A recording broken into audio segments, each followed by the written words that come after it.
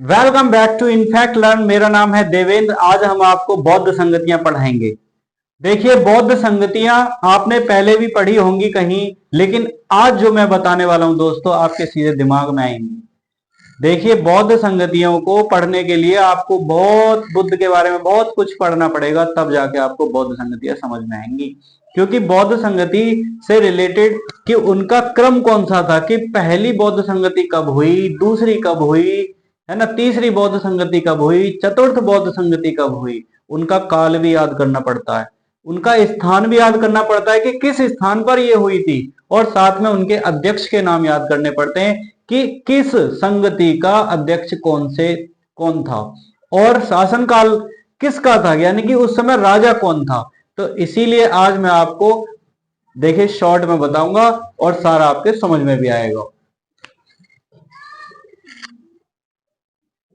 बौद्ध संगतियां,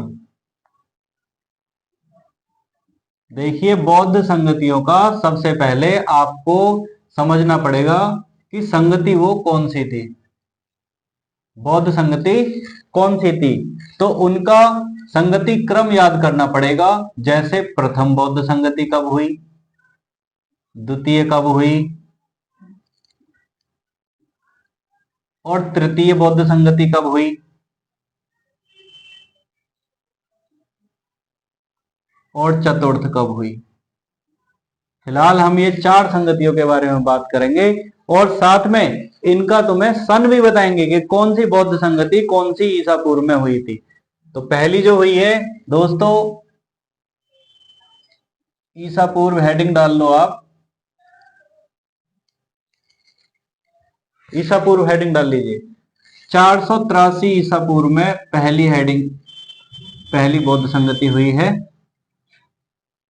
इसको इस तरह से टेबल ड्रॉ करते चले जाइए दोस्तों। आपको फिर इसका अध्यक्ष भी बता दूंगा मैं कौन है, इसका शासनकाल का राजा भी बता दूंगा कौन है, किसका शासनकाल था, इनका अध्यक्ष कौन था, वो भी अभी बता देंगे आपको। ठीक है, साथ में हम ये भी बताएंगे कि किस स्थान पर यह हुआ था, उसका स्थान भी आपको बताएंगे।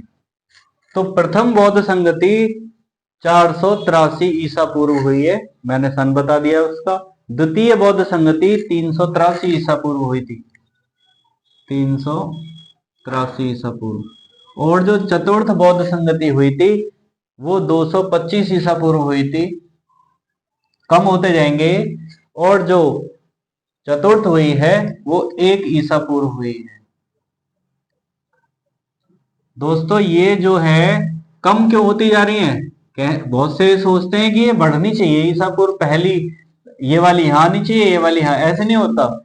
ये ईसा मसीह के जन्म के हिसाब से होते हैं कि ईसा मसीह के जन्म के बाद कितनी बौद्ध संगति हुई है। जो सबसे पहली हुई है वो 483 ईसा पूर्व, तो उनके हम जो है रिवर्स काउंट करते हैं इसमें। अच्छा, तो स्थान देखेंगे कौन सा था उस समय, राजगृह। पहली बौद्ध संगति का राजगृह, जो राजा का घर है उसने अपने घर में ही बौद्ध संगति करवाई थी। द्वितीय बौद्ध संगति करवाई है वैशाली में, और तृतीय बौद्ध संगति कहां पर हुई है, पाटलिपुत्र, पाटलिपुत्र में, ये जगह का नाम है। और जो लास्ट वाली हुई है चौथी, वो हुई है कुंडलवन में,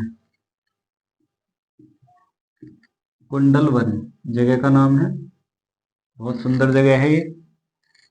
देखिए इस तरह से आपने चारों संगतियां कर ली हैं, बस इनके अध्यक्ष और शासनकाल आपको बताना है। शासनकाल नहीं बल्कि शासक का नाम, शासक का नाम ये बताना। शासनकाल तो यहाँ आ ही गया एक तरह से, ठीक है ना। तो पहली प्रथम बौद्ध संगति है उसके तो महाकश्यप रहे हैं, अध्यक्ष कौन है इनके, महाकश्यप। दोस्तों इनके महाकश्यप रहे हैं अध्यक्ष। दूसरी जो बौद्ध संगति है उनकी जो रहे हैं वो है सबकामी, सबकामी, सबकामी आप याद रख लेना।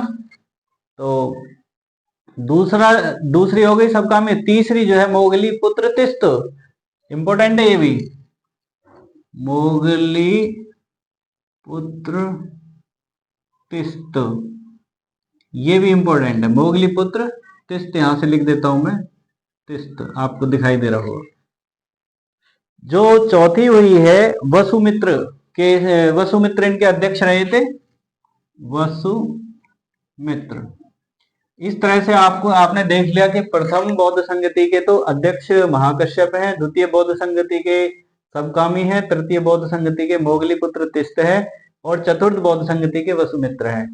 अब बस रह गया है शासनकाल, यानी कि किसके शासनकाल में वो थे। हम ये भी कह सकते हैं शासक का नाम, और या किसका शासन काल था। जैसे पहले हमने हेडिंग डाली थी काल, तो वो इस तरह से, काल का मतलब ये नहीं कि डेट डलेगी वहां पर, किसका शासन काल था। पहला अजात शत्रु है, जो प्रथम बौद्ध संगति हुई थी उस समय राजा थे अजात शत्रु, शत्रुओं के भी शत्रु थे, अजात शत्रु। अच्छा, द्वितीय बौद्ध संगति जो हुई थी वो हुई थी कालाकोश के शासनकाल में, कालाकोश, कालाकोश के शासनकाल में हुई है दोस्तों द्वितीय। अगर तृतीय की बात करें तो तृतीय बौद्ध संगति किसके शासनकाल में हुई है, अशोक, जाने माने हैं ये तो, अशोक के शासनकाल में। बहुत कुछ पढ़ा होगा आपने, अशोक का स्तंभ। अच्छा, कनिष्क के शासनकाल में, ये लास्ट है जो चौथी संगति हुई है, कनिष्क के शासनकाल में हुई है। इस तरीके से आप दोस्तों इसको पूरे को देख लो, याद कर लेना, और देखो चाहे आपका पेपर डीएसएसबी का हो, चाहे एसएससी का हो, चाहे हो सीबीएसई का, चाहे आप यूपीएससी की परीक्षा क्यों ना दे रहे हो दोस्तों, ये एग्जाम में अक्सर आते रहते हैं। और देखिए, अगर आपको इस तरह की वीडियो और भी चाहिए तो मेरे चैनल को आप सब्सक्राइब कर लेना, और इस वीडियो को शेयर कर लेना, और साथ में सेव कर लेना। Thank you.